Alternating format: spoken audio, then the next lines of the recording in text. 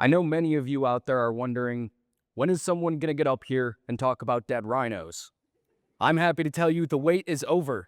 My name is Joe, and I'm here to talk to you today about a new skeleton of the extinct Appalachian rhinoceros. Rhinos used to be very widespread in North America, and they're actually a common fossil. They went extinct just before the last ice age, and one of their latest occurrences in the North American fossil record is right here in East Tennessee, just down the street at the Gray Fossil Site.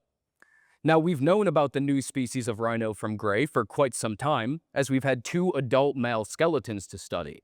But recent excavations have uncovered a new skeleton, an immature individual affectionately known as Puddin'. Now, Puddin' here would be around 6 or 7 years old in modern rhino years. We can tell how old they are by looking at the teeth and comparing them to modern rhinos. How worn down are they, whether the baby teeth have fallen out, and so on. So this age would correspond to after being a juvenile, but before the onset of adulthood, hence the name Subadult. For my thesis research, I visited museums all across the country, and I measured their dead rhinos too, both modern ones and fossil ones. What I found is that subadults of Puddin's age are almost always 90% of the average adult body size. That is to say, they're already pretty darn big and comparable to adults.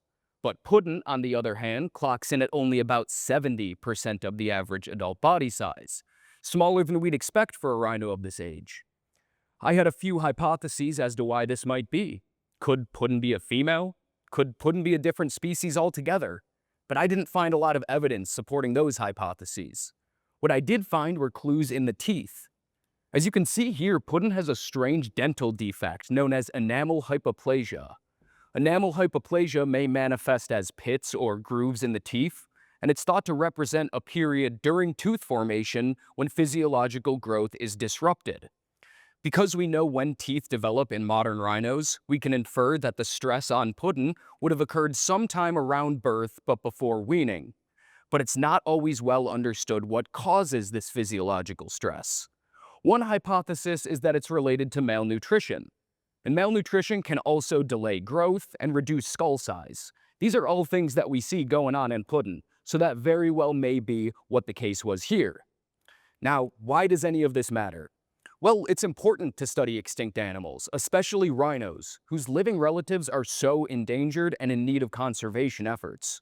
So unless we want modern rhinos to go the way of the Appalachian rhinoceros, it's important to understand the developmental stresses that may have been on their ancestors who could not make it here today. Thank you for your time. I hope to see you at the Gray Fossil Site soon.